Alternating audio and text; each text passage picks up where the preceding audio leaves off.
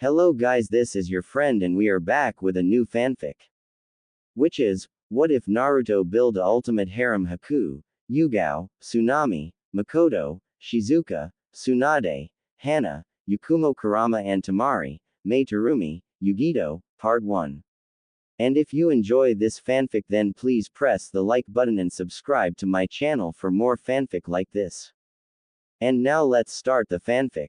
Young orange-haired boy unleashed his final assault upon his enemy as the sky turned dark black. This young man's name is Ichigo Kurosaki.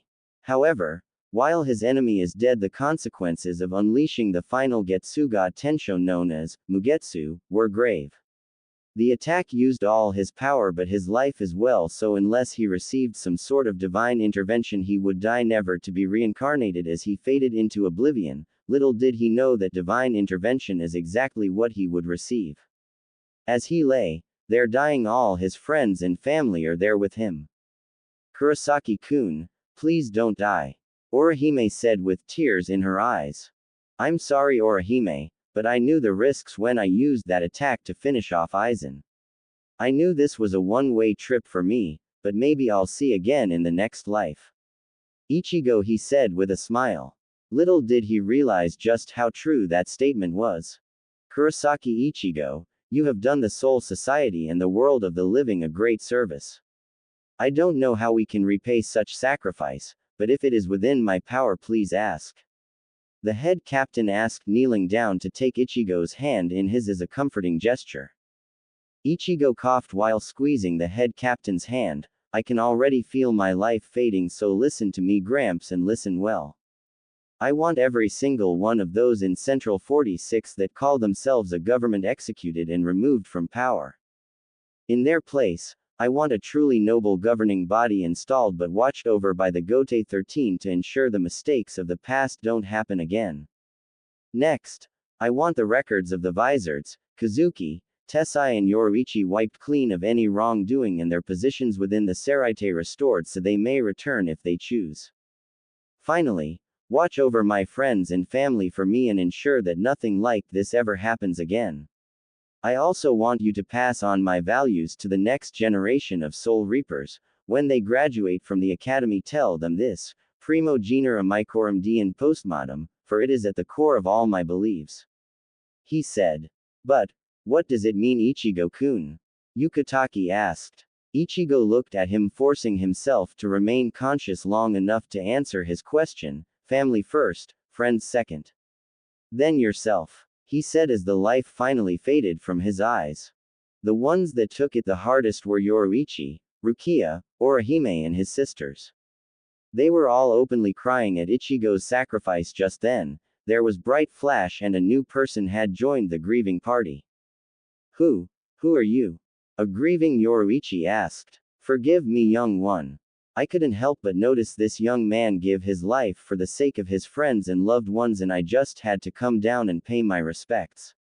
It amazes me that he could generate that kind of power without even a proper Zanpakuto. Not only that, but to be so noble and self-sacrificing and without an arrogant bone in his body, such a unique quality that is rarely ever seen these days. Oh, where are my manners? My name is Amaterasu, primordial goddess of creation and the universe," she said. A collective gasp was heard all around as she introduced herself. "Now that we know who you are, why are you here?" Karen asked with tears in her eyes. "My apologies little one, I came to collect his soul for reincarnation," the goddess replied. "But we thought the final Getsuga Tensho destroyed the soul of the user so reincarnation wasn't possible," a shocked Ishin said with a raised eyebrow. "Normally you would be correct. However, when there is a noble sacrifice involved, I can override that," she replied, and with snap of her fingers, she collected his soul. "There we go, and now since that is done, one final bit of business, then I shall take my leave." "Wait, will we ever see him again? Kurosaki-kun means so much to everyone, especially me, Rukia and Yoruichi and his sisters," Orihime asked with tears streaming down her face. "I am sorry you will not see him again any time soon Orihime-chan. When you die, I will come to collect your souls and you shall be reincarnated into the same era as Ichigo-kun." Except for Yoruichi-chan, she is coming with me now. Amaterasu said. Why me and no one else? Yoruichi exclaimed with a panicked look on her face. Now Yoruichi-chan, calm down please. You do not realize this, but your title, Goddess of Flash, is actually quite appropriate, and not for your propensity to tease Ichigo-kun by parading around the house, but for your speed in Shunpo and because you have divine blood flowing through your veins. Did you know that the very first members of the Shihoin, Kuchiki, Kiraku, Yukataki, Fan, Shiba and Yamamoto clans were demigods, and your clan is of my blood. It is why you are given the title, Sacred Armorers, as you guard all of the divine artifacts, but also your speed was inherited from my son and I, as well as your own hard word. The first Shihoin was my son, his name was Jashiro, as well as Captain Yukataki's namesake. His speed and mastery of Shunpo were worlds apart from your and Captain Soi Fan's. It was him that made Ho-Ho mastery a requirement to join the punishment force. I sent him here when he came of age, and he started the Shihoin clan shortly thereafter. I do not have a last name, so he created the surname, Shihoin, because he thought it was cool. By all rights, that makes me your great-grandmother 22 generations removed. Amaterasu said, only to receive a hug from Yoruichi. But what does that have to do with the rest of us? Soi Fan asked. That brings me to my final bit of business. Each of the clans I mentioned have 5 years to honor young Ichigo's dying wish, and after that I am bringing you back to the realm of the gods. We gods miss our grandchildren, and we want you all back home with us. Ishin, you will inform Kukaku and Ganju about everything that has happened and move them to Karakura town with you, where I will pick all of you up in 5 years. When Ichigo is reincarnated, you cannot be his father, nor can Yuzu and Karen be his sisters, but the three of you, Kukaku and Ganju, can adopt him as a nephew or little brother if you wish, so that you can be part of his life. As for the rest of you, I am sorry to say that because you are demigods of minor gods, or gods that have already faded, you will not live long enough to see his reincarnation, but I will reincarnate you into someone close to him and allow you to leave his reincarnation a gift of your choosing. Yamamoto-kun, sadly you only have about 800 years left. I suggest within those 5 years you focus on making peace with my great-grandnephew Yhwach and his Quincy's, inform Yhwach has happened and give him this from me. This technique should help you enter the shadows of Soul Society, and she tapped his forehead, giving the needed knowledge. Goodbye everyone, I will see you in 5 years. She said, handing him a glowing golden orb before disappearing in a golden flash. 2 years later. Yama-jii, is it time to complete Ichigo's requests? Kiraku asked. It is. It's just that, what I am about to do I wish I didn't have to. However, Lady Amaterasu demands it, so I have to. While I'm gone, I want you, Hana and Captain Kuchiki to execute the members of Central 46. He said, tapping his cane before entering the world between the Soul Society and the real world, the Shadow Realm. Halt. Who goes? A low-level Quincy shouted. I am Captain Commander of Gote 13 Shigekuni Genryusai Yamamoto. I have come on urgent business to speak with Yhwach. Please let him know that I am here. Yamamoto replied. Hi. Right away, sir. Said soldier exclaimed before running to tell his master. My lord, a Shinigami has arrived and wishes to speak with you. It sounded urgent. The soldier said. Very well. Show him in. Yhwach replied. Jugram, when our business is concluded, kill the Shinigami. Yes, your highness. Jugram replied. Doors to the throne room opened and every Quincy there was speechless to see who it was. Yamamoto. What are you doing here? Yhwach exclaimed, drawing his blade. Hold, Yhwach. I didn't come here to fight, was the captain's reply. Then why are you here? The Quincy King asked with a questioning but confused gaze.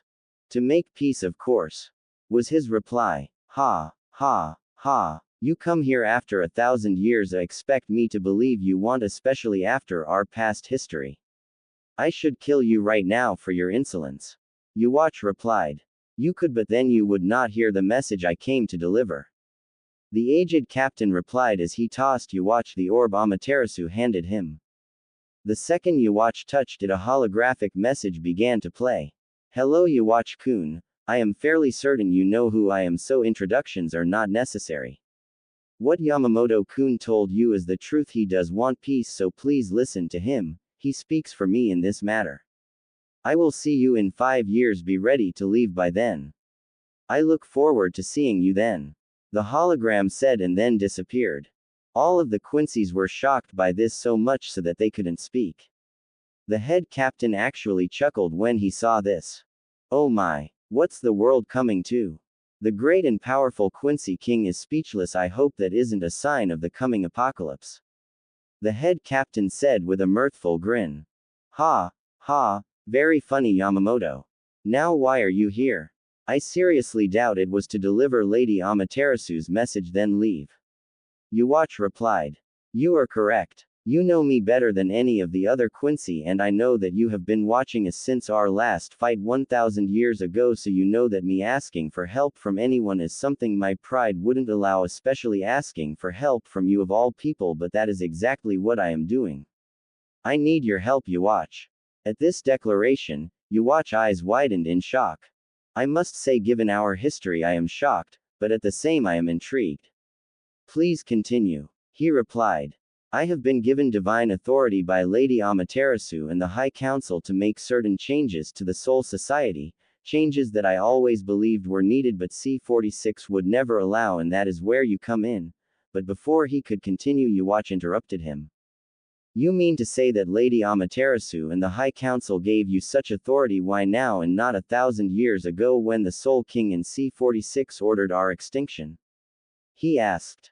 The Soul King began falling out of favor with the High Council after the Quincy's were ordered exterminated all those years ago, and recent events were the final straw. I assume you know of Aizen's treachery and the resulting war 2 years ago. Replied Yamamoto. I do. He killed C-46 and fled with the Hogyoku and 2 of your captains. However, what does that have to do with why you are here? Yhwach asked. Before the end and during the war we had reinstated C-46, but I knew they were just in it for themselves, as did a brave young man named Ichigo Kurosaki that fought alongside us during the war. The war ended faster than we all expected, and young Kurosaki used a sacrificial technique which used not only his Ryutsu but his life force to attack Aizen and put him down for good. When it was over, just before he died, he made 3 requests of us, all of which have been completed except one. The formation of a new governing body. Yamamoto replied. And you want me to be part of this new government of yours? Yhwach asked. No, but I do need 6 of your Quincy's, preferably those of a high rank and station. The C-46 always had 46 members, 43 normal members and 3 sages. Well, to honor Ichigo's dying wish, we are forming a new truly balanced governing body. 6 Quincy's, 6 Arankar and 6 Soul Reapers, with one of each of those groups acting as a sage, so the new government would be completely impartial, acting in the best interest of keeping the balance of all 3 worlds. Yamamoto replied. Very well. I agree to your proposal and help you honor young Ichigo's dying wish. I will appoint Sternritters B. Jugram Hashwalth, X. Leal Barrio, E. Bambietta Basterbine, T. Candice Catnip, P. Meninas McCollin and D. Askin Nak Lavar. With Jugram acting as the Quincy sage. Yhwach said. Agreed. Yamamoto said. That young boy must have meant a great deal to you for you to be here asking for my help. Yhwach replied. Indeed he did. I never got the chance to tell him this, but I was proud of him and thought of him as a grandson, and not telling him is something I will always regret.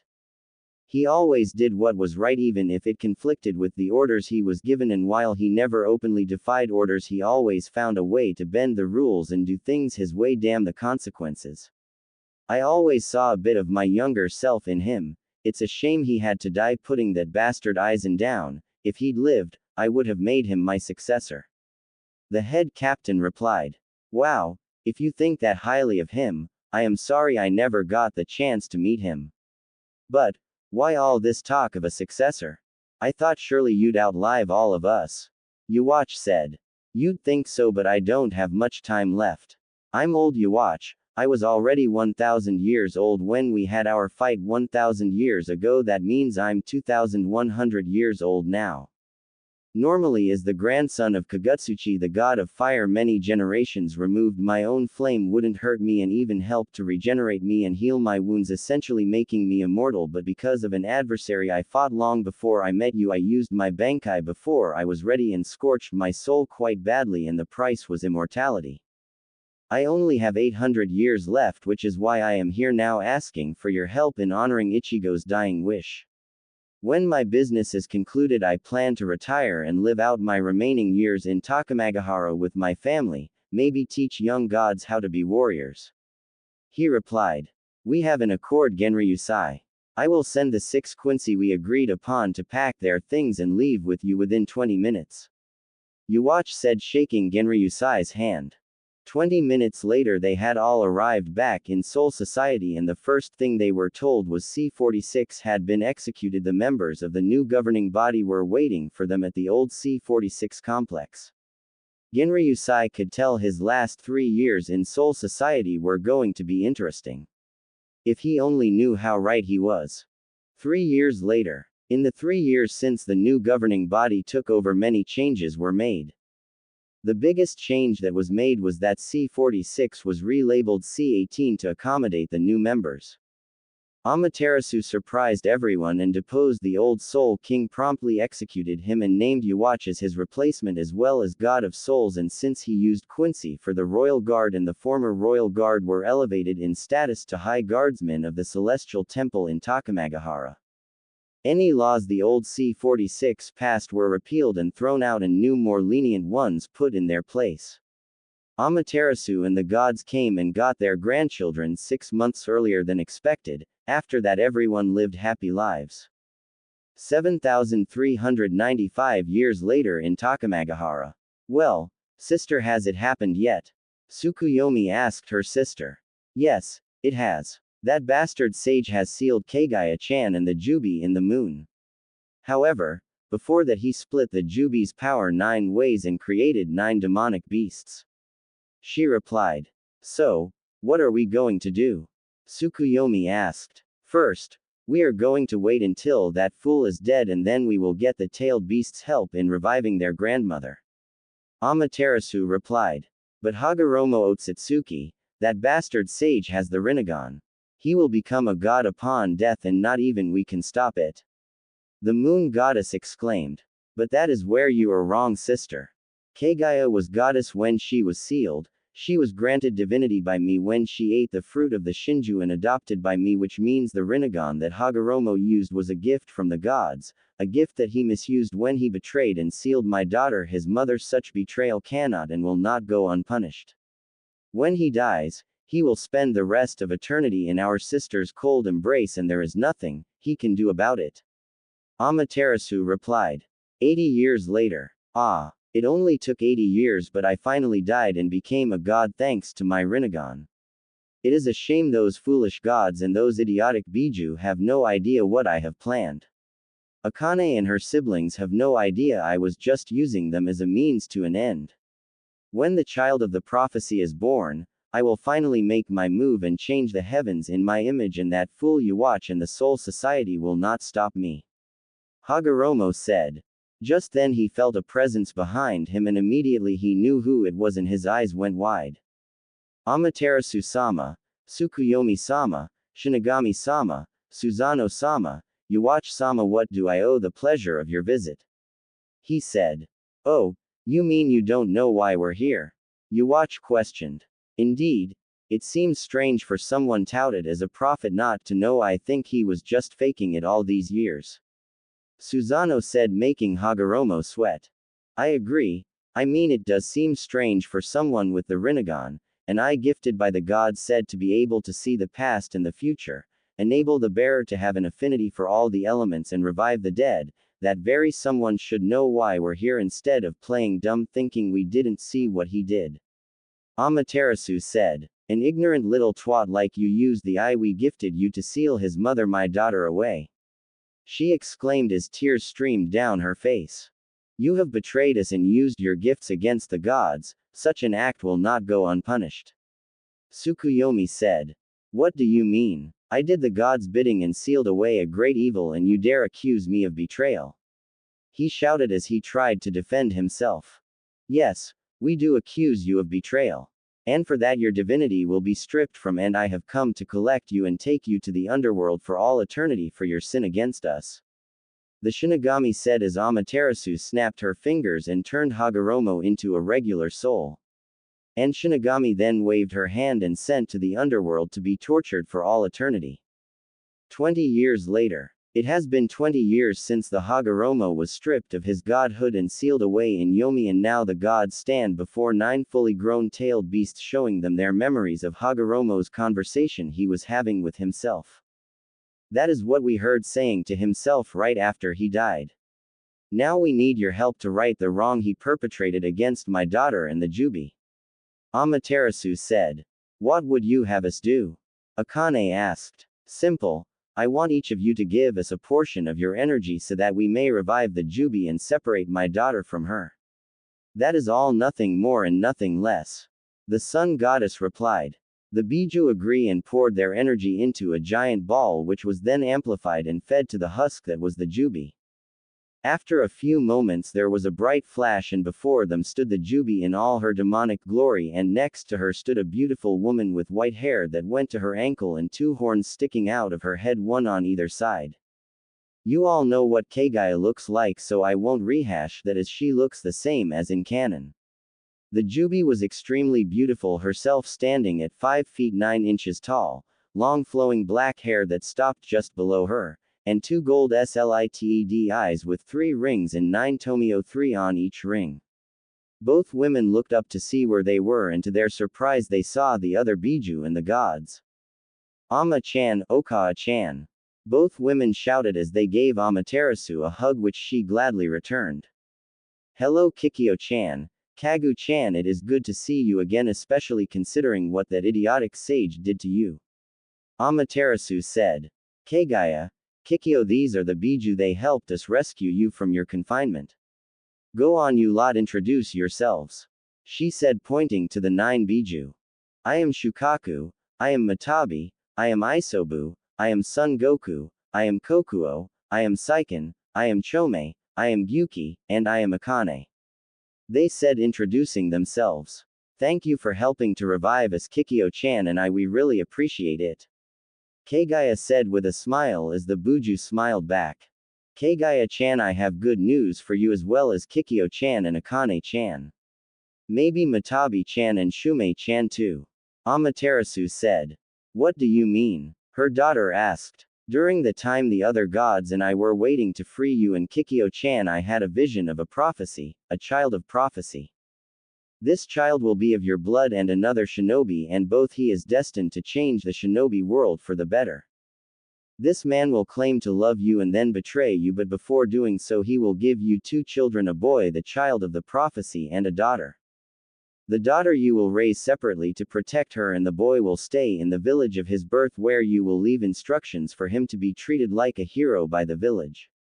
That request will be ignored and he will be treated like a pariah and beaten severely behind the back of the Hokage for being the container of Akane-chan, until during a particularly savage beating he will activate his bloodline and taken to his home, where he will meet his grandmother and grand-uncle from his father's side of the family and taken from the village to train. However, between the time of his birth and the day he leaves the village he will be gifted with many blessings to help on his journey. He will possess many bloodlines as well as many Zanpakuto. He will also be arranged to marry the Nibi, Nanabi, Kyubi, Jubi, and my granddaughter Yoruichi Shihoin, as well as 2 very beautiful Kages and many others. However, before that day comes, I will send you to the human world to pose as an orphaned human girl. I will reverse your aging and seal your memories until the day your children are born. You will still be a goddess, but you will know nothing of your own heritage until the day of the Kyubi's attack and your children's birth. Then on that day your memories of your true self will be unsealed. 2587 years later, 13 before current timeline. Hokage-sama, the Kyubi is attacking, we need to seal it. Random shinobi said. I know, but we have to wait for Minato. Hiruzen, what's the situation? Minato asked. The Kyubi is attacking and we need to seal it. Okay, I'll seal it inside my son. He is the only one available as Kushina has yet to give birth to my daughter. Okay, Minato, but hurry. Little did Minato know that Hiruzen and Jiraiya had known about the prophecy as the toads had told them, and neither they nor the toads ever told Minato, as he had developed behavioral oddities that made them not trust him with that information. Minato stood before the gates of Konoha, went through some hand signs and said, "Summoning jutsu." Before him stood Gamabunta in all his glory. "Minato, what do you want, brat?" Bunta said. "I need your help with sealing Kyuubi." "You want me to fight that thing? Are you crazy?" "Gamabunta-sama, I only need you to keep it busy while I prepare the sealing." "All right, brat, but make it quick," Bunta yelled. Minato disappeared in a yellow flash and moments later appeared with Kushina next to him and began the process of summoning the Shinigami. Summoning jutsu. Moments later a blue ethereal being appeared on the battlefield. "What do you want, human?" he asked. "Shinigami-sama, wish for you help me seal the Kyuubi in exchange for the soul of my wife and unborn daughter," he exclaimed. "Ha, ha, ha, Minato, you fool, do honestly think my own aunt would willingly let you sacrifice me to seal the Kyuubi? You're ever dumber than you look," Kushina said as she walked over to the Kyuubi and gave her a scroll for her to look at later. "What do you mean, your aunt? Minato, you foolish mortal. My real name isn't Kushina Uzumaki. My real name is Kaguya Otsutsuki, and I am a goddess and the adopted daughter of Amaterasu, the one called Kami. The Shinigami's true name is Yami, goddess of darkness and the underworld, and you have just committed a grave sin against her. Mortal, for your crime against the gods I lay claim to your soul and send you to hell," Yami said as Minato's soul was consumed, leaving an empty soulless body behind. Shinigami removed the genjutsu cast upon the Kyuubi and sealed her within little Naruto, placed a barrier around the little boy and took Kaguya to the realm of the gods.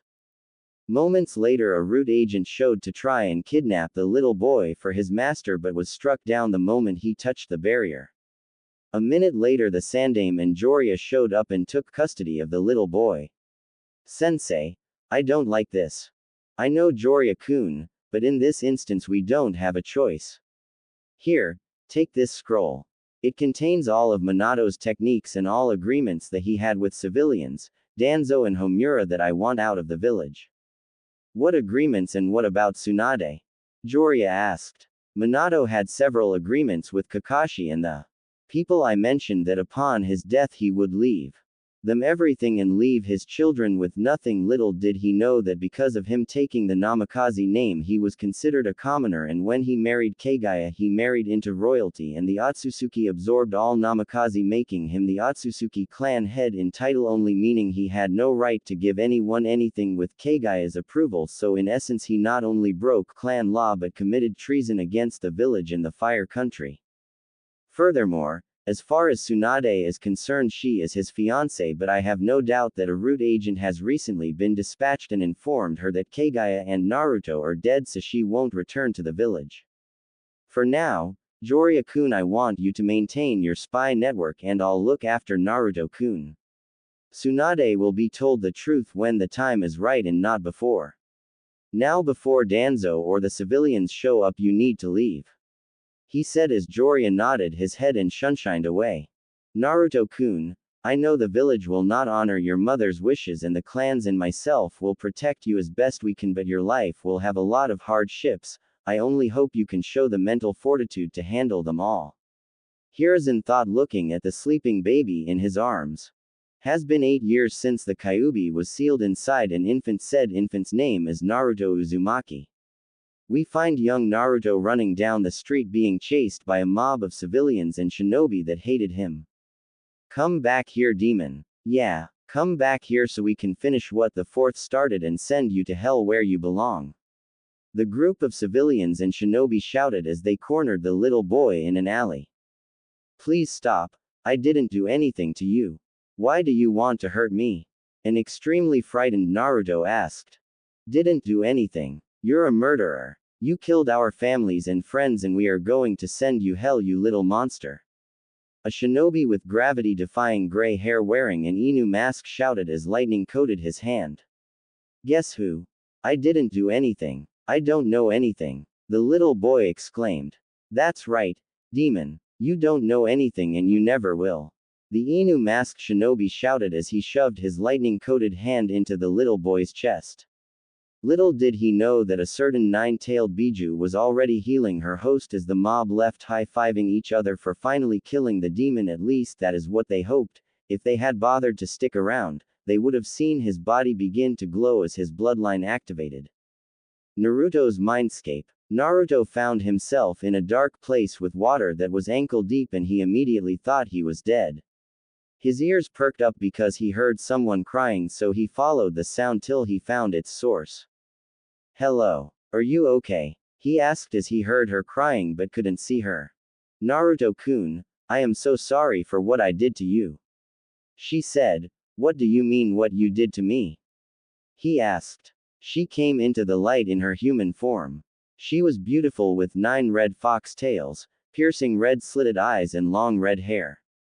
She was 5 feet 8 inches tall, long slender legs that went on forever and stood there stark.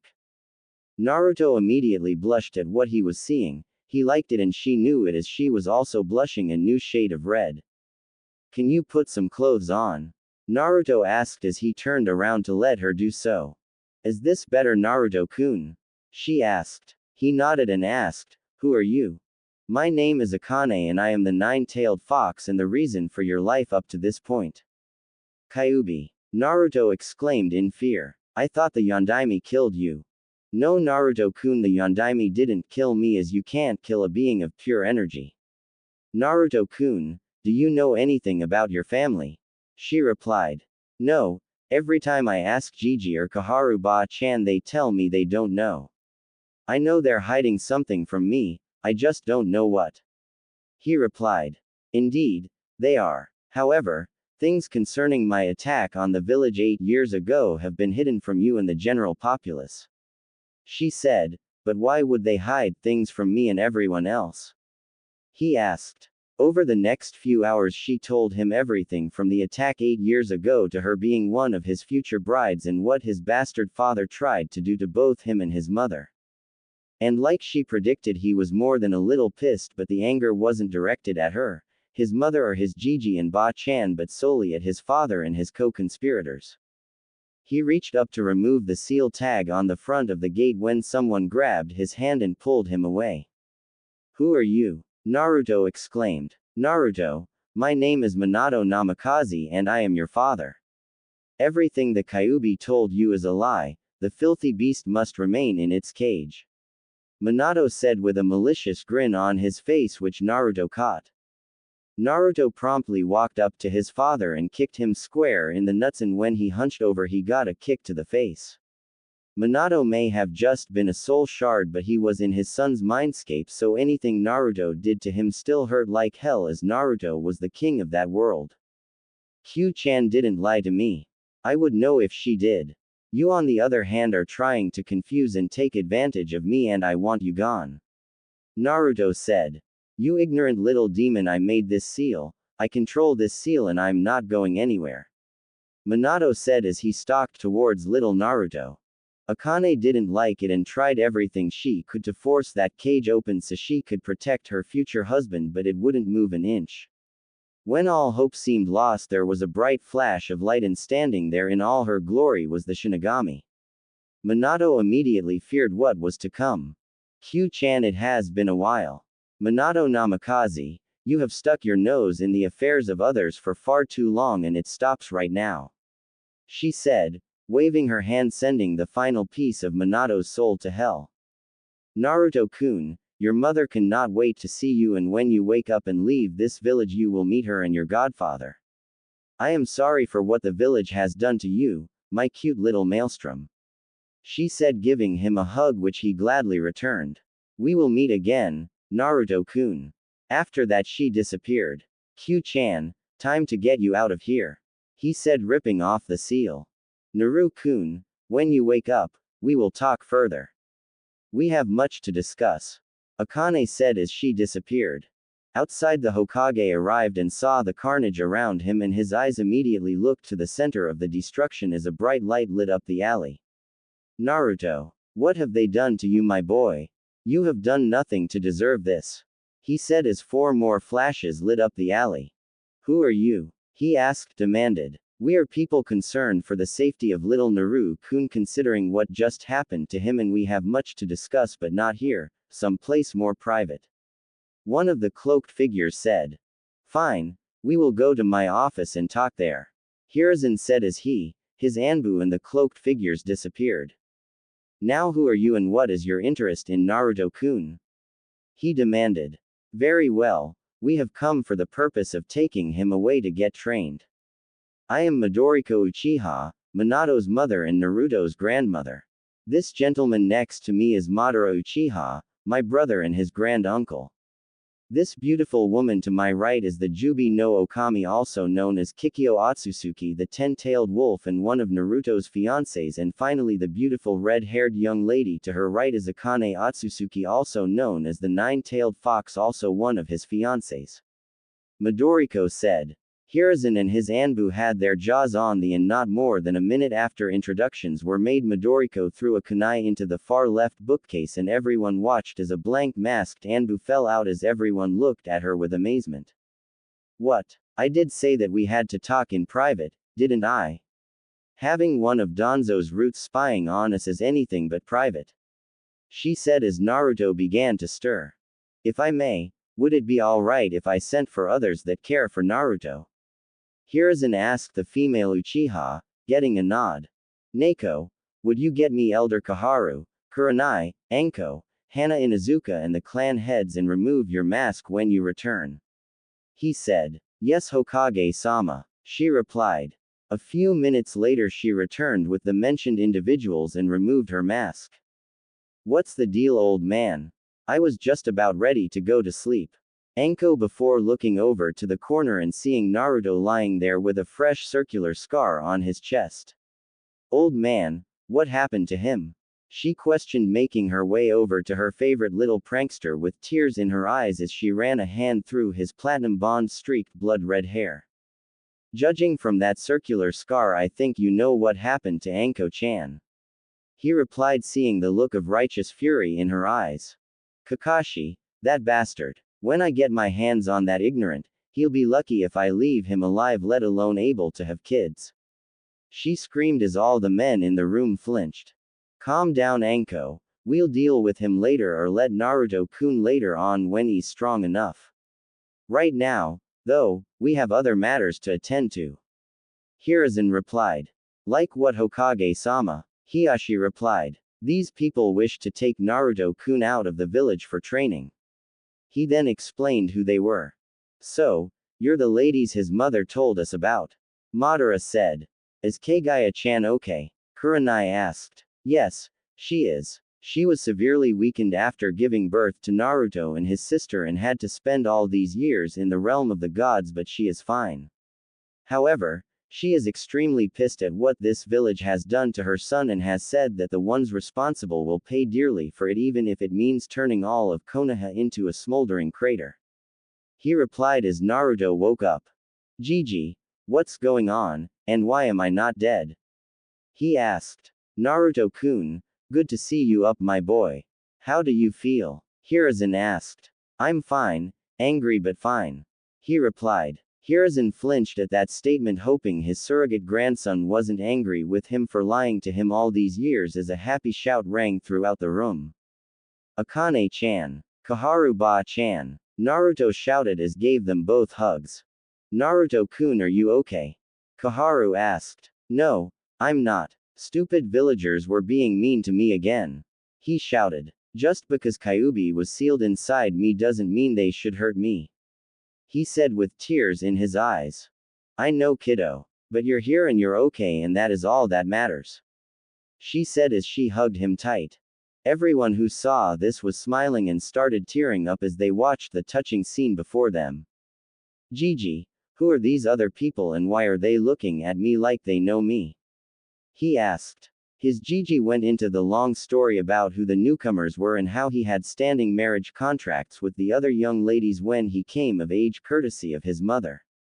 Naruto also found out about his mother, what happened to her and why she wasn't there, and surprisingly he wasn't mad. He was also told of his father's treachery against him and his mother and immediately hugged his grandmother. Midoriko Ba-chan, I'm sorry dad hurt you and Ka-chan. He said. It's okay Naru-chan, he got what was coming to him. She said, your mother can't wait to meet you, neither can your sisters. His eyes went at that statement. My Ka-san, and my sisters. Yes, here's a picture. She said, pulling him into her lap as she showed him a picture. See, this pretty lady here with the white hair is your mom Kaguya, the other young woman with long black hair is your stepsister Naruko, and the little girl with long red in a ponytail is your little sister Natsumi. She said, who are these people? He asked. Well, let's see. The tall and short young ladies with black hair are your aunts Karen and Kukaku Shiba, and the one with auburn hair is your aunt Yuzu, the man next to her is your uncle Ishin, the woman next to him is his wife and your aunt Masaki, the woman next to her with black hair is your cousin Soifun, and finally the woman next to her with long purple hair is Yorichi Shihoin, one of your fiancés. She replied. She's pretty. He replied with a noticeable blush. Indeed, she is. She replied with a chuckle. Madara, who had left the room with an ANBU to get Naruto's things, had just returned. Naruto-kun, are you ready to go? We have a lot of training to do and you have family to meet. He said. Madara, how long will you be gone? Hiruzen asked. We will be gone for 6 years so he can take the academy graduation exam when he returns. However, before we leave, we are first making a quick stop at Otsutsuki Manor. Any of you who wish are welcome to join us. He replied. Hokage-sama, I have a gift for you and Kaharu if you'll allow me. Akane said, getting a nod in response. Because the two of you cared for Naru-kun as much as you did, I wish to reverse your aging back to your prime. She said, touching their shoulders as a red glow lit up the room. When she was finished, Kaharu and Hokage looked to be in their early 30s. After show and tell was over, everyone except Kaharu and the Hokage said their goodbyes and went back home while the remaining two followed Naruto and his family to Otsutsuki Manor. Once there, everyone was led to the weapons vault where they saw katana lining the walls. Kaharu, Hiruzen, as a reward for your dedication and caring towards my nephew, you each are permitted one blade from this room. However, do not try to force a connection. These swords are sentient and they will make the choice based on your own abilities. In fact, some of these blades can even bestow upon their chosen master a Kekkei Genkei if the right elemental affinities are present, so just walk throughout the room and if you hear a name being said, speak it aloud so a connection can be made. Madara said as they began to walk around the room. It wasn't long before Kaharu had her chosen blade as said blade approached her, the handle crackling with lightning. Blow my enemies away. Arashi no Ojo, Storm Princess, she intoned as she collapsed as her lightning and water affinities enveloped her bodies. Next it was Hiruzen's to choose his blade. He had extremely high affinities with fire and earth, so any blade he received would probably be an earth blade, fire blade, or a combination of the two. Like Kaharu, a blade lit up a bright reddish-orange color and presented itself to him. Smother all of creation in molten rock, Kazan no Kami, volcano god, he intoned, and shortly after he collapsed just as Kaharu did. Madara Oji-chan, are Gigi and Kaharu Ba-chan okay? Naruto asked, giving his uncle a pleading look. With a smile and a ruffle of his nephew's hair he said, yes Naruto-kun, they are just fine. The act of being chosen by their blades has given them both a Kekkei Genkei, and while their bodies get used to the changes, they are unconscious to prevent them from feeling any discomfort due to said changes, but they should wake up any minute. Will that happen to me? Naruto asked. No kiddo, it won't. It isn't needed as the Kekkei Genkei you activated earlier this evening gives you access to those bloodlines and several more like it. Madara replied. While we wait for them to awaken, why don't you go and pick your own? Naruto nodded and ran off. A few moments later Naruto returned with 7 blades cradled in his arms. That was fast. His uncle said. Was I supposed to be slower? Did I do something wrong? Naruto said. No Naru-kun. Your uncle just means that no one has ever done that as fast as you. Akane said. Which blades chose you? Let's see. The big black one is Zangetsu ni, the Daisho pair is Kaden Kyokutsu-chan, the short sword with the tassel at the end is Benihime-chan, the red one is Senbon Yum-chan, the Wakizashi is Ryakatse-chan, the ice blue blade is Kori no Ryu or Kori-chan, and the last one is Tenhai no Tori, Heavenly Fire Bird, or Tori-chan. He said with a grin on his face. You don't do anything, do you, Naruto-kun? Madara asked with a smile. I guess not. The boy replied with a foxy grin. About that time Hiruzen and Kaharu woke up. Gigi. Kaharu ba-chan. Are you okay? He asked. We are just fine, Naruto-kun. We just had a lot of training to do and our new swords had a lot of information to pass on to us just as yours will for you. Kaharu said as they all left Otsutsuki Manor and headed back to the Hokage's office with Hiruzen and Kaharu under a henge. Madara, when I see you all in 6 years, I expect Naruto-kun to be a fine young shinobi, and Naruto do everything they tell you and come back to us a strong young man. He said. Okay, Gigi. Naruto gave him a hug and disappeared with his family. Hokage-sama, I have marriage contracts for Yugao Azuki, the Yamanaka clan, Sum and Hana Inusuka, Kurenai, Enko and the Hyuga clan that I wish to file with this office at their request between themselves and Naruto's clan the Otsutsuki. These contracts have been signed by the parties involved and Naruto's mother Kaguya Otsutsuki and witnessed by myself. Kaharu said. Very well, they have been so entered and until further notice they will be kept under lock and key. Hi, Hokage-sama, she replied. Naruto and his family had just left Konoha when his uncle and grandmother sat him down and told him everything about what his father and Minato's father had done to their family. Flashback no jutsu. Naruto-kun, I know you are wondering why your father isn't held in very high regard with your grandmother and your Gigi back home. It is because Minato and his father did some very bad things. Madara said. Like what? Naruto asked. Naru-chan, Minato's father, your grandfather was a deceiver and a liar. When he saw that I was an Uchiha, he used a Fuinjutsu to cast a powerful genjutsu on me called Jigoku no Yona Sakai non or Nirvana of a hellish worldscape. He did this to restart the Namikaze clan with Uchiha genes to be the ultimate clan of Fuinjutsu users. However, what he didn't realize is that the Uzumaki and Otsutsuki would always outclass him in the areas of Fuinjutsu and Kenjutsu. When your uncle came to check on me, he saw that I was happy, so he left me alone, but, in my head, I was screaming for him to come back and release me from this hell. Midoriko said, stopping as Madara took over. Naruto-kun, I left at first thinking everything was alright but soon after came back as my instincts were screaming at me to return. When I did return, she had just given birth to a boy. I saw a seal on the back of her neck and immediately I knew what it was. Soon after, I killed almost every member of the Namikaze clan while they slept and removed the seal on your grandmother's neck and awoke her from the genjutsu. I was immediately wrapped in a hug as she was overjoyed to see me and she refused to let go. It was sometime later that all her memories returned and we learned what that bastard Namikaze did to her. Madara said. Kato, that bastard. Not only did he cast that genjutsu on me but I was forced to watch from inside my own mind as he raped me and forced me to carry his spawn. When your granduncle arrived, he used his Fuinjutsu knowledge which was on par with Akashi Uzumaki, his mentor in Fuinjutsu and head of Uzumaki clan at that time, to permanently seal any chance of Minato unlocking the Sharingan. I didn't want that bastard Kato to get the satisfaction of thinking he accomplished his goal. And so, after carrying Minato into the house and putting him into his crib, my brother and I left a note for Kato's parents detailing everything that happened and left the little bastard for them to raise.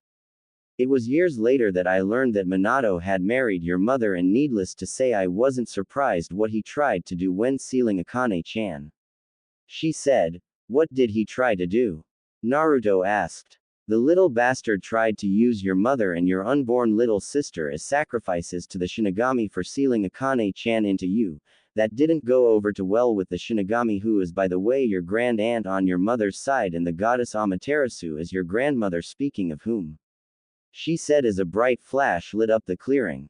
Before them stood Kaguya, Amaterasu, Tsukuyomi, Susanoo, Inari and Jiraiya. Ka-chan. Naruto shouted as he ran to hug his mother. Sochi. I missed you so much. I'm sorry I couldn't be there for you growing up, but giving birth to you and your sister and dealing with your idiot father's machinations was extremely tiring. But enough of that, I have some people I want you to meet. She said, this is my mother Amaterasu, goddess of the sun and universe, or Kami as humans call her. She is your grandmother. To her right is the goddess of the moon, my aunt and your grandaunt Tsukuyomi. To her right is my uncle and your granduncle Susanoo, god of storms. To his right is our cousin, god of foxes, fertility and learning, Inari, and to his right is your godfather Jiraiya, the toad sage. As she finished the introductions, the rest of his family all gave him hugs, which he joyfully returned, and gifts. The gods each gave him their blessing, and Jiraiya gave him a scroll. Jiraiya Jii-chan, what is this? He asked. That kiddo is a scroll-filled jutsu scrolls, and you idiot father's signature techniques, all of which I will teach you and your sister, also the toad summoning contract for both of you to sign if you want. He replied with a warm smile, only to receive a hug in return from his godson. Thank you, thank you, thank you, was Naruto's excited reply. You're welcome, kiddo. Now let's get to Uzu so you can meet your sisters, your fiancé Yoruichi, and start your training. He said as they all conversed and talked about his training and what expected of him both during and after. As they walked into Uzu a week later, they were in awe at what they were seeing. 3/4 of Uzu was still in ruins, but the remaining fourth was a huge compound with training grounds and a massive jutsu vault. All in all, the whole thing was so big that the Uchiha and Hyuga compounds could fit inside comfortably. Oni-chan. A gleeful shout was heard as they walked into the compound, as Naruto was soon tackled to the ground. The little girl soon looked up with a big grin on her face as Naruto soon realized who she was. Natsumi-chan, he asked, unsure. Hi, Oni-chan, she replied as Naruto hugged her for dear life. Once the two were acquainted, Yoruichi introduced herself and hugged her fiancé, which was happily returned.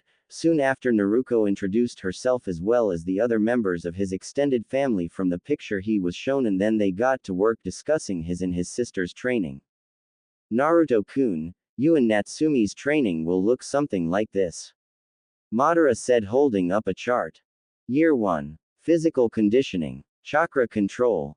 Year 2. Chakra control and physical conditioning with weights starting at 20 pounds on each limb. Gravity and resistance seals at level 1. Ninjutsu, Genjutsu E, D ranks. Fuinjutsu. Kenjutsu, Zanjutsu, basically the same thing I know, but in this instance two different styles, one passive and one aggressive. Kido. Taijutsu. Hakuda. Ho-ho. Zanpakuto Communication 101. Year 3. Start using shadow clones while training no more than 500 clones. Chakra control and physical conditioning with weights 40 pounds on each limb. Gravity and resistance seals at level 2. Ninjutsu, Genjutsu E, D and C ranks. Fuinjutsu Intermediate. Kenjutsu, Zanjutsu Intermediate. Kido Intermediate. Taijutsu Intermediate. Hakuda Intermediate. Ho-ho Intermediate. Zanpakuto Training for Beginners Original +6 clones. Year 4. Training using shadow clones increased from 500 to 1500. Chakra control and physical conditioning with weights 80 pounds on each limb. Gravity and resistance seals at level 4. Ninjutsu, Genjutsu E, D, C and B ranks. Fuinjutsu Intermediate. Kenjutsu, Zanjutsu Intermediate. Kido Intermediate. Taijutsu Intermediate. Hakuda Intermediate. Ho-ho Intermediate. Zanpakuto Training Intermediate Original +6 clones. Year 5. Training using shadow clones increased from 1500 to 5000. Chakra control and physical conditioning with weights 160 pounds on each limb. Gravity and resistance seals at level 5. Ninjutsu, Genjutsu E, D, C, B, A and S ranks. Fuinjutsu Expert. Kenjutsu, Zanjutsu Expert. Kido Expert No Incantation. Taijutsu expert, Hakuda expert, Ho-Ho expert, Zanpakuto 2 training expert original only with all 7 blades. Year 6. Training using shadow clones increased from 5,000 to 10,000. Chakra control and physical conditioning with weights 320 pounds on each limb. Gravity and resistance seals at level 7. Ninjutsu, Genjutsu Master E, D, C, B, A, S and SS ranks. Fuinjutsu Master. Kenjutsu, Zanjutsu Master. Kido Master no incantation able to keep power output constant. Taijutsu Master. Hakuda Master. Ho-Ho Master. Zanpakuto 2 Training Master all 7 blades. Everyone heard a whistle and turned to Jiraiya. That's crazy Madara. Don't you think that is a little extreme? He said.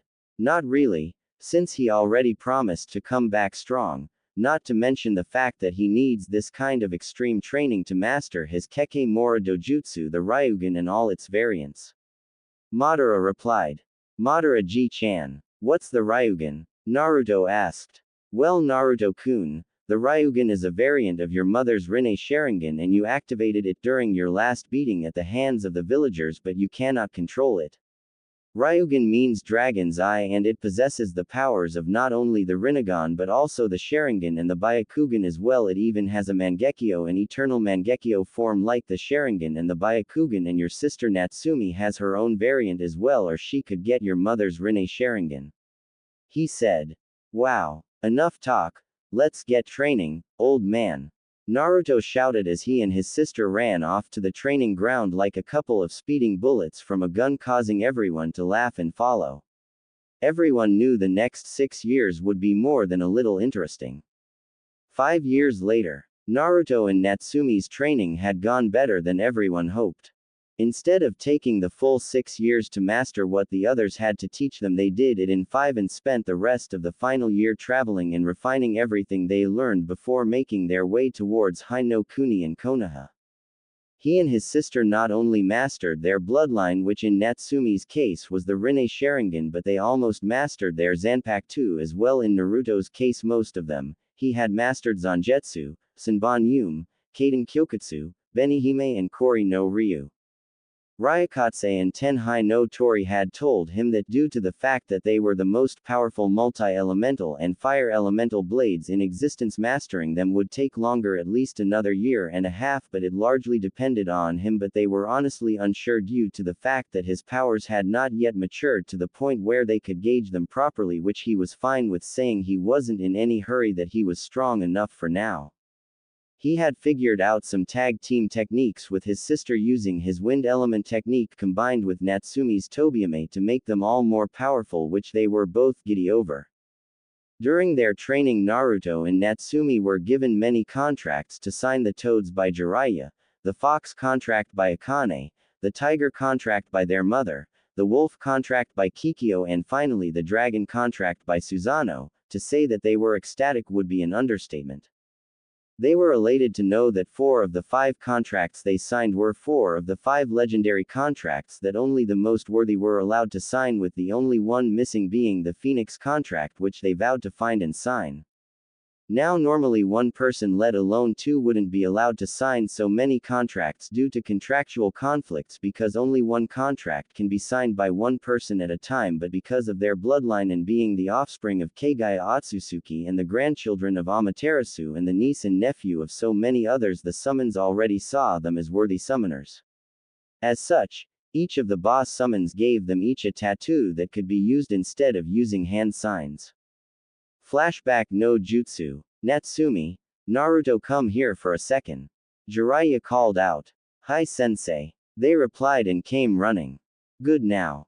You two have done so well that we've decided to give you summoning contracts, but not just one, you're getting 5.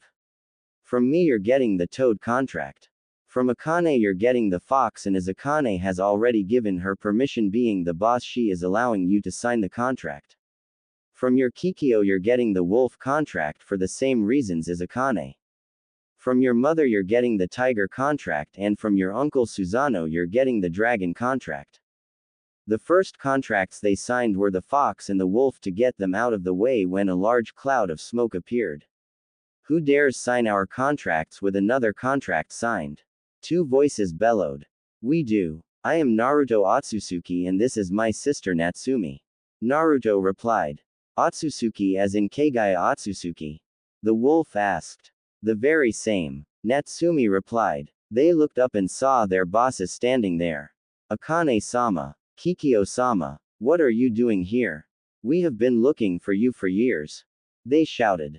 Well, I was sealed in the moon for about 20 years with Kaguya-chan and then released by the gods and then spent the rest of that time with them in their realm after being given the title and rank of wolf demon goddess, so now I am passing down the title of boss of the wolf summons clan to Uchiharu as I can't be a summons and a goddess at the same time, so I will be living with my future husband from now on. Kikyo said as the young nine-tailed wolf grew her 10th tail, smiling happily at her former leader. The same could be said of me Azami, as I was given an immortal flesh and blood body so I could have a fresh start with my future husband, and when Naru-kun decides to stop being a shinobi, he and his sister have a standing invitation to become gods if they choose. That being said, I am giving you your 9th tail and passing on my title and seat as the boss of the Fox Summons clan to you. Congratulations, Azami-chan. Akane said as a bright light lit up the area as Azami grew her 9th tail, but something else happened that no one was expecting. As Akane gave Azami her 9th tail, the god of foxes decided to give Akane her 10th tail. This had never happened before, as there had never been more than 2 Jubi, let alone 3.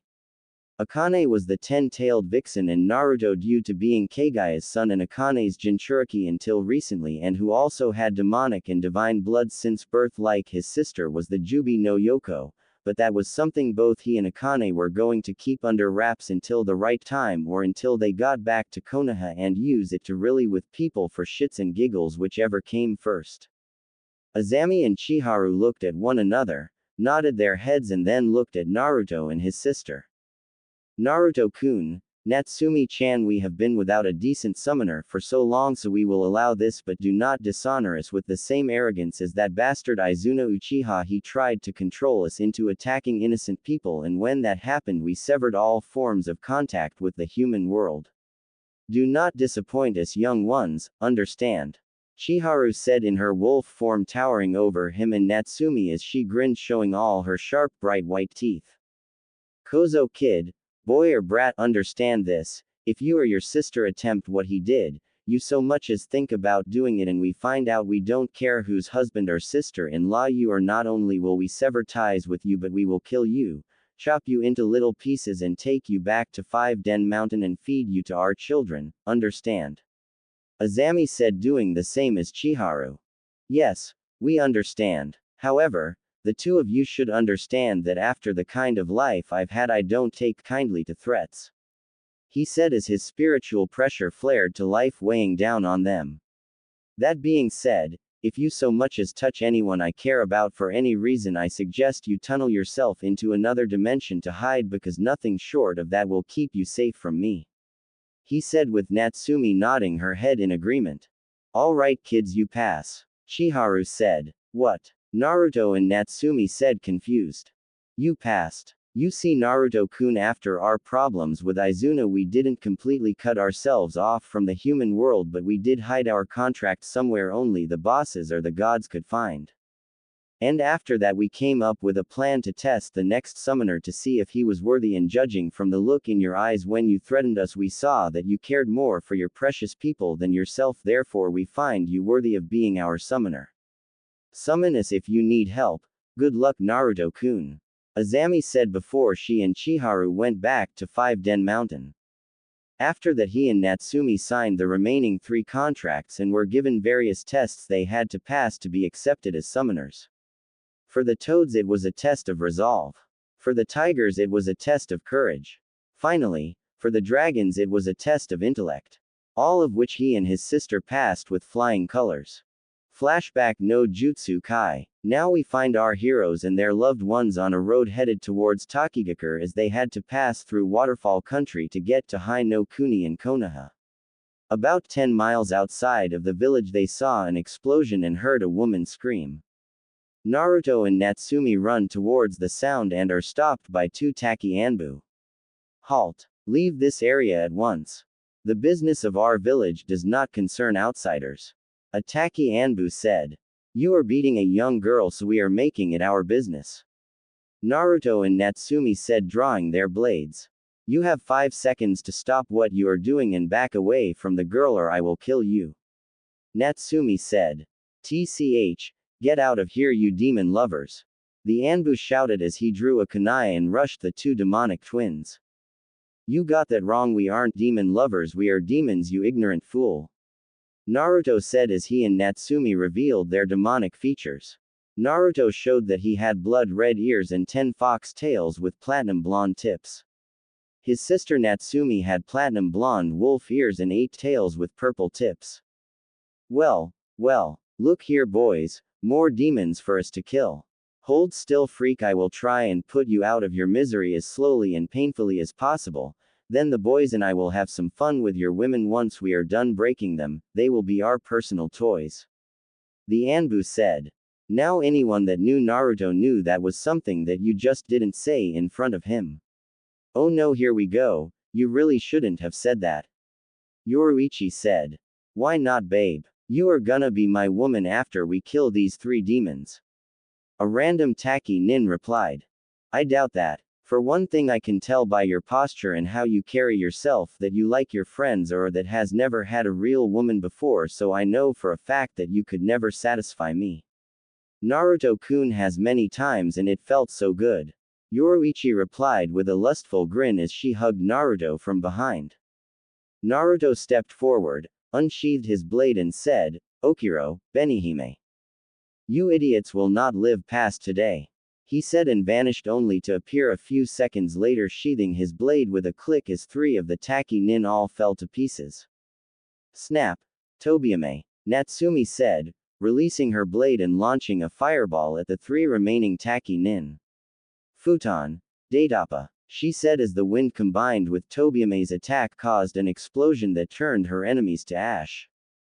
They then walked over to the young woman that was being abused. Excuse me, miss, are you okay? He asked. She instantly backed up screaming, no, stop. I've done nothing wrong, don't hurt me anymore. Hey, relax. I won't hurt you. Come on, let's get you looked at and get you home. He said, holding out his hand as she timidly took hold of it and him in a strong embrace, shaking the entire time. He took her to his mother so she could be healed. Ka-chan, can you help this young woman? She is a ninja and her comrades were beating her for fun. Of course, Sochi. Now come here dear and lay down. Kaguya said as she began to heal her. Tell me, young one, what is your name?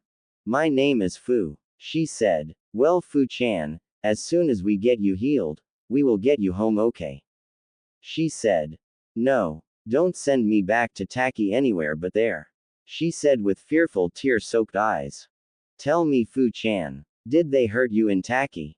She asked. They did more than just hurt me. She said looking down at her crotch. Fu-chan, did they rape you? Midoriko asked as Fu nodded and began to cry. Our village leader, a man named Shibuki, told the villagers they could do whatever they wanted to me.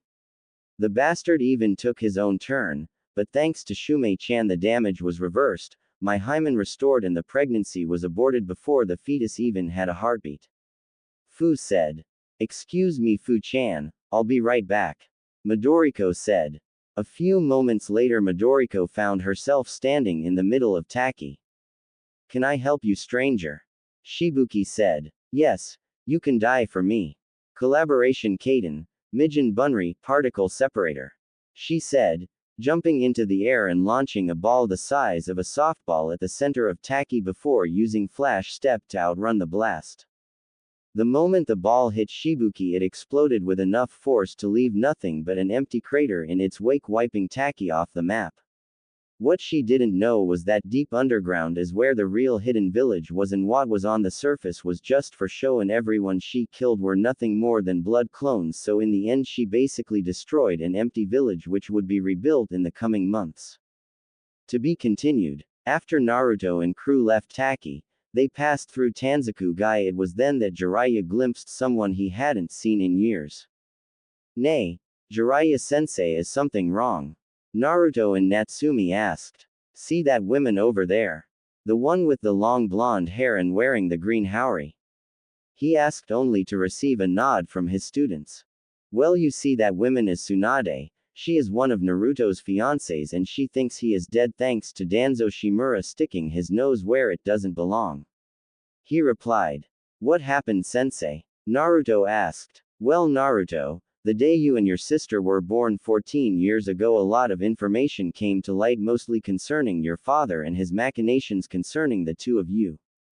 Anyway, once the 9 tails was sealed, Danzo sent one of his root Anbu to Tsunade and his fiancée Inkiri, a beautiful woman named Mei Terumi, to inform them that you were dead, all so he could turn you into a weapon. As he felt a Jinchuriki had no right to a family or happiness. Needless to say, I was pissed. He even tried the same tactic against my daughter, but I kept her in the loop so she knew it was complete bullshit. And about a year ago I contacted Mei and told her as well, as the Kiri civil war had ended, so now she knows as well, but I did tell her to play it off until she comes to the Chunin exams in Konoha in 6 months, so don't be surprised if she walks up to you and sticks her tongue down your throat. Now, if you'll excuse me, I must also inform a certain princess, no doubt she will be pissed. He said. No, Mei will not be Mizukage. I am giving that title to Zabuza. Tsunade. Jiraiya shouted, getting her and Shizune's attention. Jiraiya, what the hell are you doing here? If the old monkey wants me back in Konoha, the answer is no. That place has taken too much from me to return now. She said. Tsunade, I'd be lying if I told you he didn't want you back in the village, but that isn't why I'm here. I am here today to speak with you and Shizune privately. It is important. He said in a tone that gave no room for argument as Tsunade showed him to her hotel room with Shizune and Tonton following close behind. As they entered Tsunade's hotel room, they all sat down around the table. Alright, now talk, Tsunade demanded.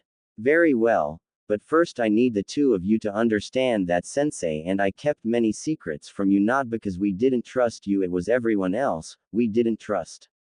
He said, handing her a scroll. As she and Shizune began to read, her eyes went wide. Are you serious, Jiraiya? Minato tried to use his own children as a sacrifice to the Shinigami, but why his children, especially our Naru-kun, were already dead, so what would the Shinigami want with dead children? Unless... She stopped as she and Shizune looked at Jiraiya. The answer they both had hopped for could be seen in his eyes. That's right, Tsunade. Naruto, Natsumi and Kaguya are all very much alive. However, before the two of you blow a fuse, neither sensei nor myself sent those Anbu to tell you they died. That was Danzo and Homura's doing, and the only reasons we didn't tell you until now were because we were protecting you from them, and every time we found you, you both went off the grid less than 12 hours later. Do you have any idea how irritating it is trying to find someone that doesn't want to be found? He said, only to receive a tear-filled hug from both ladies. So, are they here with you? They asked, overjoyed to see Kaguya, Natsumi and their mutual fiancé. Indeed, they are in a shared hotel room in the next hotel. He replied as they tried to run him over to get to him. Wait, you don't know which room? I'll take you to him. Jiraiya led them to the room and opened the door and was about to usher them in until Tsunade pushed her way past him and immediately locked eyes with Kaguya. Kagu-chan. She and Shizune said with tears in their eyes, and with speed no one knew they had. Both women embraced Kaguya in a tearful reunion. Shish. Shish. It's okay, Su-chan, Shizu-chan. Kaguya said. No, it's not. If only we hadn't believed those wrinkled old prunes, we could have been there for Naru-kun and Natsumi-chan, but we weren't and he suffered for it, and I don't know if he will ever forgive us. Tsunade said. Well, Su-chan, Shizu-chan, why don't you turn around and ask him? Kaguya said. As she and Shizune turned around, as Naruto and one of his shadow clones planted a very long loving kiss on both Tsunade and Shizune, receiving a lustful moan from each woman. Does that answer your question, Su-chan, Shizu-chan? The two of you thought I was dead thanks to Homura and Danzo. I cannot now nor ever blame you for their stupidity. Now I believe my sister is waiting for her turn at a hug. he said as his sister threw him out of the way and did the same with her clones, only brought the two into a vice-like hug which the two older ladies gladly returned. Well Tsunade, now that you and Shizune know the truth, will you return to Konoha or stay here wallowing in self-pity? Jiraiya asked. No, we are going home. Tsunade said. They all packed their things and made the return trip to Konoha. 5 hours later, a mile outside Konoha's west gate. Su-chan, what will you and Shizune-chan do when we get back to the village? Natsumi asked. Well, the old monkey will most likely ask me to be Hokage and I will agree, that way I can be close to my Naru-kun and keep the vultures away from him. She replied. Su-chan, there is something you and Jiraiya don't know. Hokage Gigi and Kaharu Ba-chan had their aging reversed by Akane-chan, so now they are back in their prime, so that is unlikely, at least for now. Naruto said. Wait, so those two are 10 years younger? She asked. Try 30 years younger. Akane said. I didn't know you could do that, Akane-chan. Tsunade said. Well, there is a lot of things demons can do you didn't know of, especially me as the 10-tailed vixen and the queen of foxes and future queen of demons. She replied. Wait, so you're the queen of foxes and future queen of demons, how does that work? Shizune asked. Quite simple. Naruto is king of demons by virtue of being Kaguya's son and a 10-tailed kitsune himself, and when he marks me as his mate, I will be the queen of demons, as will Kikyo, Shizune yourself, and anyone else he is engaged to. Akane replied with a grin. Just then they reached Konoha's gate and were confronted with Izumo and Kotetsu, Konoha's eternal gate guardians. Jiraiya-sama, Tsunade-sama, you've returned. They asked excitedly. Indeed, I have. Inform the Hokage to call a council meeting at once. She ordered. Yes ma'am, they replied while Madara and Midoriko headed for the Otsutsuki estate. Meanwhile Tsunade, Jiraiya, Naruto, Natsumi arrived at the Hokage's office and saw Hiruzen and Kaharu sitting and drinking tea as Hiruzen's clones were doing his paperwork. Sensei. Kaharu. Tsunade exclaimed as she gave the two of them a hug. Ah, Tsunade-chan, Shizune-chan, you've returned. Hiruzen stated. Yes Hokage-sama, we have Naruto-kun and Jiraiya-sama to thank for that. Shizune said. That is good news, I trust you'll be staying a while then. Kaharu said. Yes, I'm home for good. Tsunade replied. That's good because after the Chunin exams I am appointing you as my successor.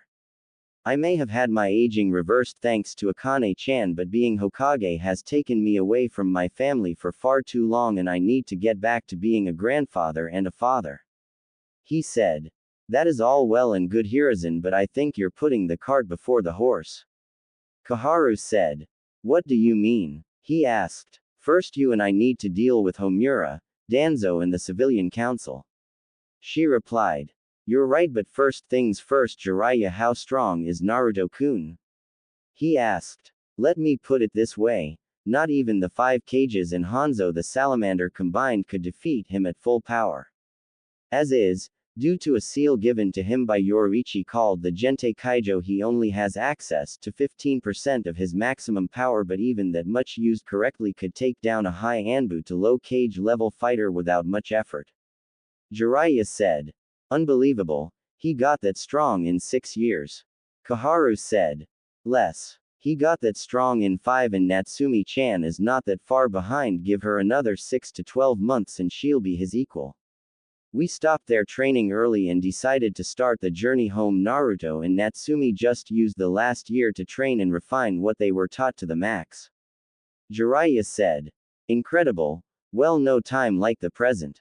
Naruto, Natsumi, I want you to take this note to Iruka Yumino in 201, he'll understand. Hiruzen said.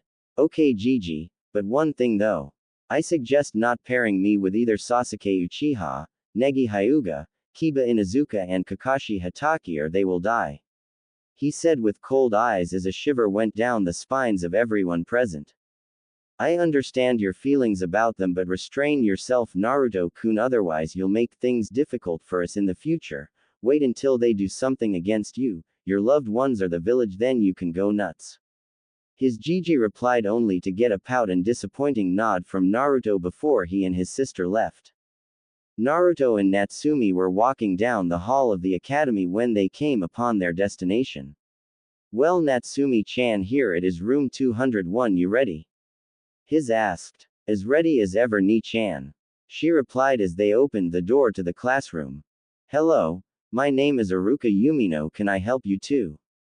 The now identified teacher asked as Naruto handed him the note from the Hokage. Very well, you two, welcome. He said with a smile. Would you mind introducing yourselves? My name is Naruto Uzumaki Uchiha Senju Otsutsuki. I like my family, friends, training, creating new techniques, ramen and dango. I hate arrogant fools, most of the civilian and elder council as well as most of Konoha for ruining my childhood. My name is Natsumi Uzumaki Uchiha Senju Otsutsuki. My likes and dislikes are the same as my brother. They said. Naruto-kun. Ino, Hinata and Satomi Hyuga shouted as they launched themselves at Naruto for a group hug. Ino-chan, Hinata-chan, Satomi-chan, it'd been a while, glad to know you didn't forget me. He said. We would never forget you, Naruto-kun, we love you too much. Hinata said, snuggling into his chest. Yeah, you're our best friend and our fiancé, no way we'd ever forget about you. Ino said with Satomi nodding in agreement. Some of the male students glared at Naruto but kept their mouths shut, all except one. Hey, get away from Hinata-chan, she's mine. The boy said. And who are you to say such things? Naruto asked. I'm Kiba Inuzuka, the only alpha male in the village, and Hinata is my woman, so get away from her. He yelled. Just as Naruto was about to respond to the insult levied against Hinata, she beat him to it. Kiba, I am not your woman and I will never be your woman. You are just a filthy mutt that doesn't know his place, stay away from me. Kiba and everyone else was shocked at Hinata's outburst, as they had never heard the kind timid girl be so rude before. Just as everyone had gotten over their shock, Sasuke decided to make his presence known. If you won't give Kiba a shot with you, how about me? You're strong enough to help me rebuild my clan. He said with an arrogant smirk. Sasuke, if Hinata wouldn't give Kiba a shot, it's doubtful she would give an arrogant little snot like you one. Her sister Satomi said.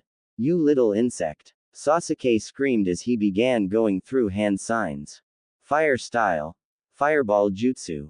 Everyone was shocked that he did that, and just before the fireball hit its target, Naruto made his move. Bakudo number 81 Danku. Naruto's smooth voice intoned. When the dust settled, all anyone saw was a clear shield between Sasuke, Hinata, Ino and Satomi. Ino-chan, Hinata-chan, Satomi-chan, are you okay? Naruto asked. We're fine, Naruto-kun, but what is that? They asked. This is one of my defensive techniques called Danku. He replied. That power? Why does a no-class loser like him have it? I'm an Uchiha elite, that power should be mine so I can kill my brother. I'll demand he teach me it and all his techniques. After all, such power belongs to me, an Uchiha elite, not some no-name clan-less loser. Sasuke thought. As Naruto helped Hinata up, Sasuke made his presence known. Hey Dobi, what was that jutsu you used? Sasuke demanded.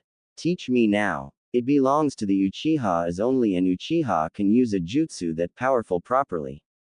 He shouted as he reached for a kunai, only to be kicked away by Naruto. What happened next shocked everyone. Bakudo number 62 Hyaporankan. He shouted as 100 bars of white light pinned him to the wall. Dobi, what the hell did you do to me? I demand you release me. Sasuke shouted. Silence. You ignorant little fool. Do you honestly believe your last name entitles you to everything you want? Ha, ha, you're just as stupid as those little fangirls.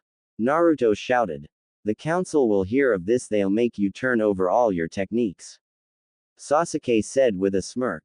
Oh really? Please, by all means tell your precious council, I'll tell them the same thing I'm fixing to tell you, off. Naruto said with a grin. Alright Naruto, you've made your point, now release Sasuke. Iruka said. Yes sensei. Naruto said, snapping his fingers, releasing the technique. Sasuke dropped to the floor and glared at Naruto.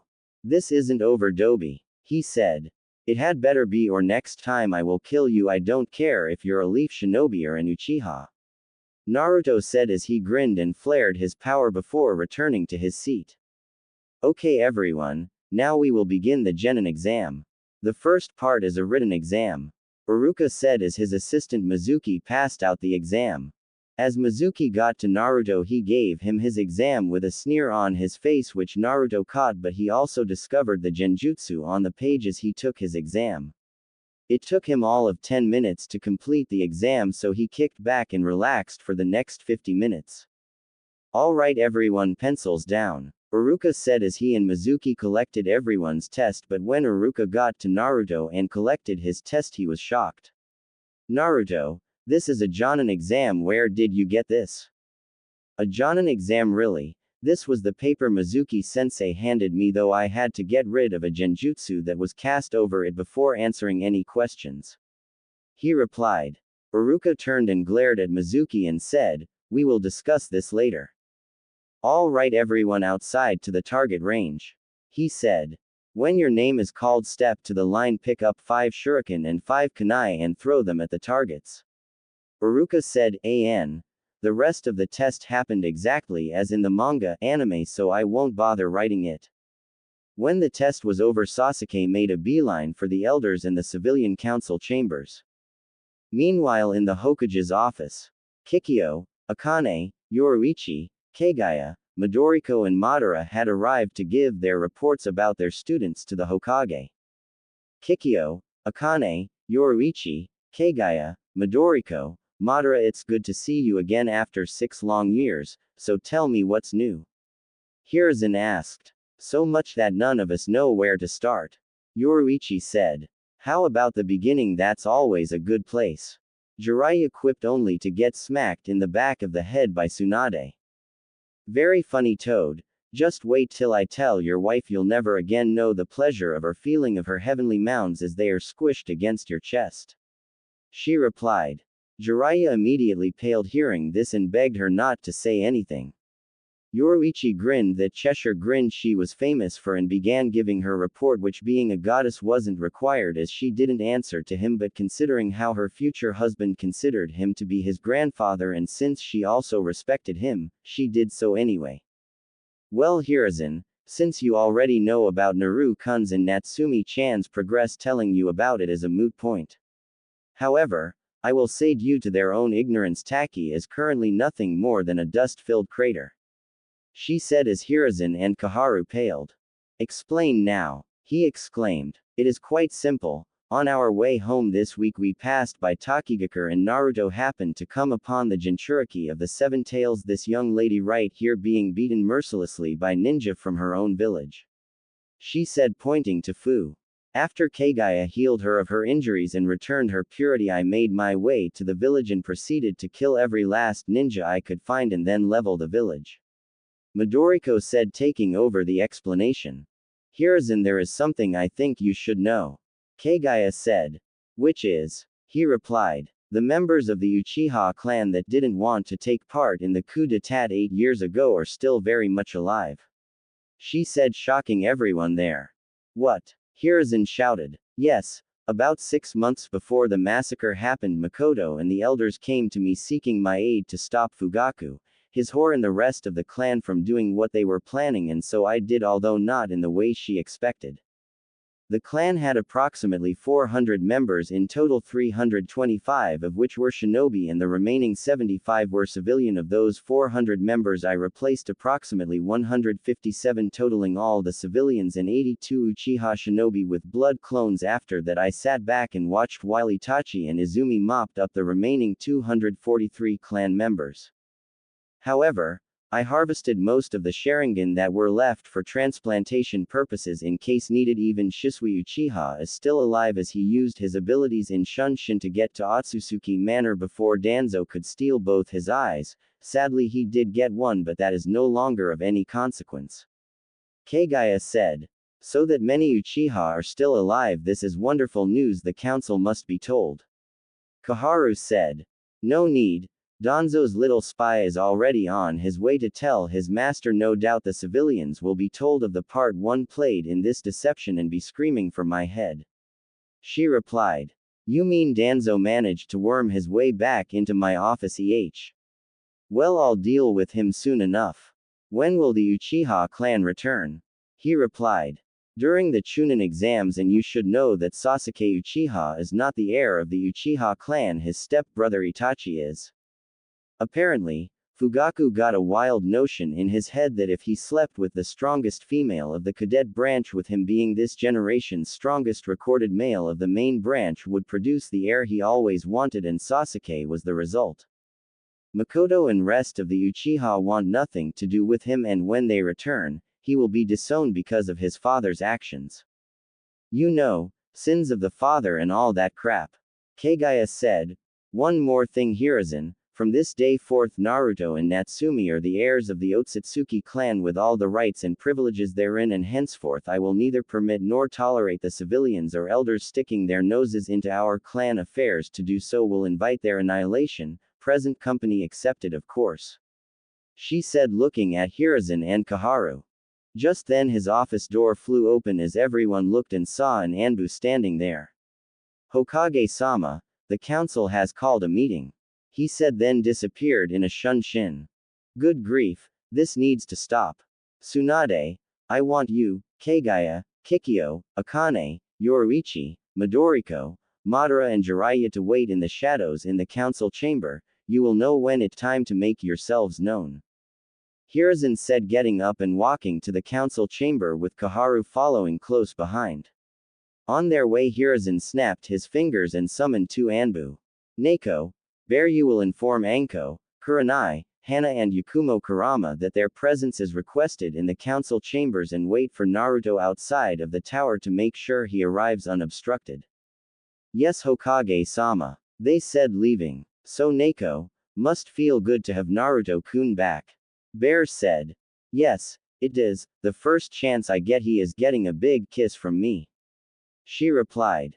Meanwhile at Otsutsuki Manor, Naruto was laying in the grass in the backyard with three lovely young women next to him when his family returned to the touching scene and decided to leave them be.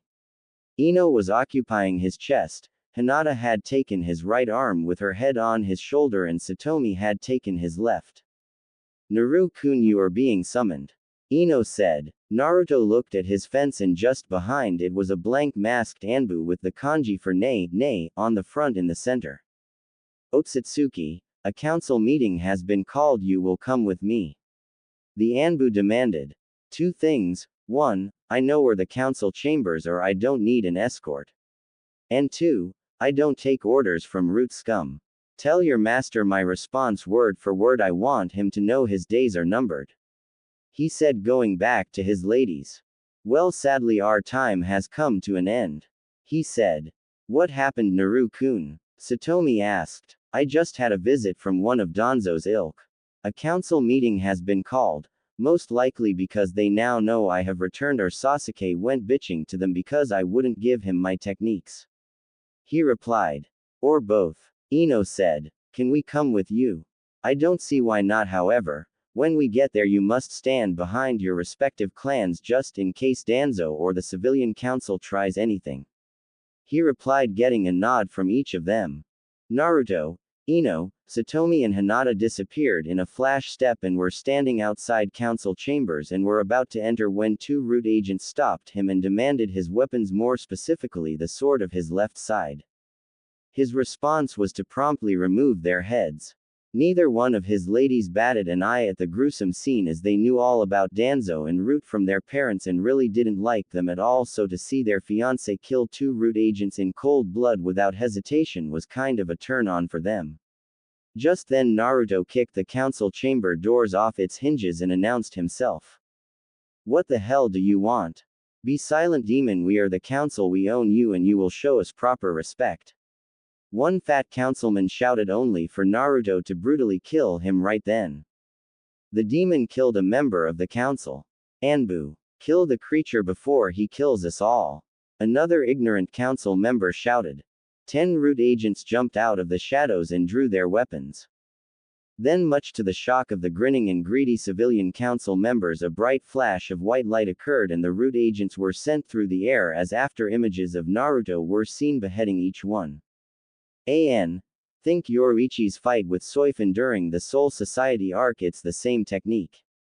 Just then Naruto appeared in front of the civilian council and immediately killed the last councilman that called him a demon and said, "Are you worthless bugs done wasting my time? If so, I'm going home." Actually, Naruto, we called you here for two reasons. 1. Some people wanted to say hello to you, and 2. One Sasuke Uchiha has claimed that you stole Uchiha clan techniques from his clan library. But first, ladies, Hiruzen said. Naruto was tackled by Tsunade, Hana, Yugao, Kurenai, Anko, YakumoKurama and Meibuki, and Rose Haruno, giving him hugs and kisses and welcoming him home. Just then the yell of a councilman rang out throughout the room. "Meibuki, Rose, what is the meaning of this? Remove yourself from that thing this instance. Be quiet. You were always a fool, Arashi. There was a time that I loved you, but after the Kyuubi attacked 14 years ago you changed and shortly after started attacking Naruto-kun for no reason. It was then that Rose and I started distancing myself from you, and then I discovered that you were the one that orchestrated the mob that attacked Naruto-kun when he was 8, that almost killed him. That was when I decided that I no longer loved you and started to plan for my divorce from you. As of this moment, commoner scum, you are no longer part of the Haruno family."